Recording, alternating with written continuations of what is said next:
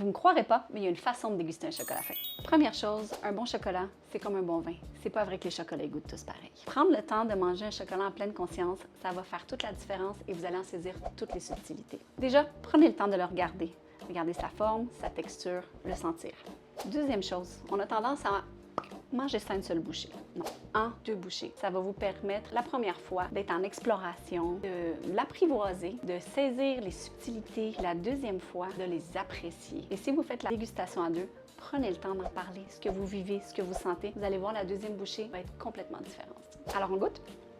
Prenez le temps de le laisser fondre, de laisser les sensations arriver. Respirez par la bouche, inspirez par le nez. Ça permet vraiment aux saveurs de mieux voyager et de mieux les sentir en bouche. Concentrez-vous sur ce que ça vous fait vivre. Les textures, les goûts, à quel endroit en bouche vous le ressentez. Est-ce que ça vous fait vivre des souvenirs? Est-ce que ça vous rappelle un produit? Ça peut venir en plusieurs étapes. Puis d'une personne à l'autre, on ne le vivra pas de la même façon. On pourrait être 10 puis on ne le goûtera pas tout de la même façon. Le fait d'en parler et de reprendre une autre bouchée, ça va probablement faire découvrir des petits éléments que vous n'avez pas vus la première fois. Il y a plusieurs facteurs qui peuvent influencer votre dégustation, comme le lieu, l'entourage, si vous avez trop mangé, pas assez mangé. L'idéal, c'est de ne pas avoir trop faim dans un environnement calme et optimal pour la dégustation, comme ici. Ce qui est vraiment formidable de le partager et de prendre le temps de vivre cette expérience-là. Je vous invite à l'essayer.